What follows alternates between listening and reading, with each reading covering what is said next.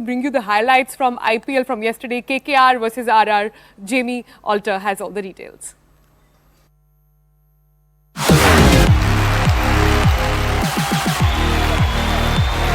What a match, what a thrilling match. It went down to the wire. 100 from Sunil Narine, his first in the IPL of just 55 balls. You thought, 223?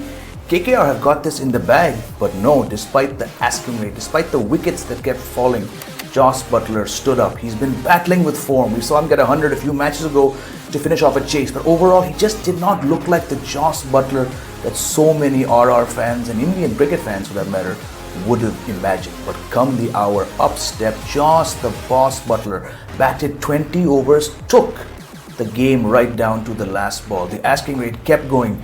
At the 10 over mark, Jos Buttler was just 32. You wondered, did he have enough gas in the tank? Could RR go the distance?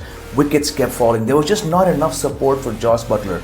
But the Iceman, how focused, how dedicated was Jos Buttler to this task? He didn't break a sweat. He waited for those big overs and he got them. First, he hit Mitchell Starc for a 6 and a 4.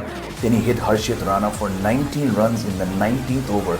And that left Jos Buttler to get 9 runs in the last over. Shreyas Iyer had a huddle, decided, do I go for pace, do I go for spin? He decided to take pace off and he went for Varun Chakravarti. But the first ball was hit for 6. A few dot balls just to keep things interesting as Jos Buttler kept on turning down singles, but then he got a double off the second last ball of the match and then finished it off. A chase of 224 with Jos Buttler batting 20 overs. That, anyone watching, is how you finish off a chase. The concept of batting 20 overs in the T20 game has really been debated. We've seen websites and news channels and newspapers and social media, a lot of people debating, discussing the value of batting 20 overs. What should the ideal approach be? What should the ideal strike rate be?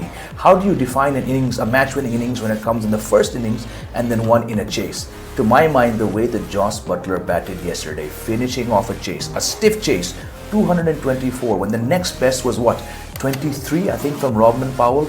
Wickets falling, not enough support, a very fine bowling attack to cope with.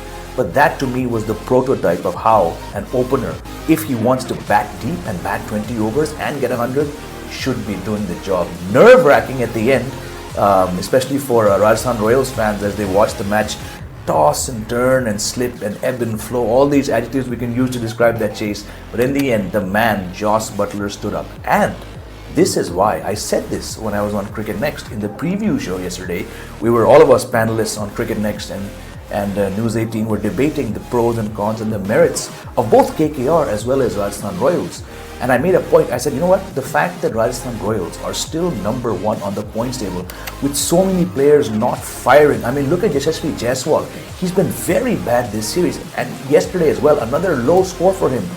We've seen Ashwin not getting wickets. We've seen Jos Buttler. Yes, he got 200s, but the form has been very, very inconsistent, But despite that, with even someone like Trent Bolt, who was hardly bowling 2-3 overs, my point was in yesterday's preview show, right here on this very platform, that if you're able to stay number 1 in the IPL without so many core players firing, when these core players start to fire, you're going to become an even more dangerous team. And now, yes, Ashwin didn't do anything.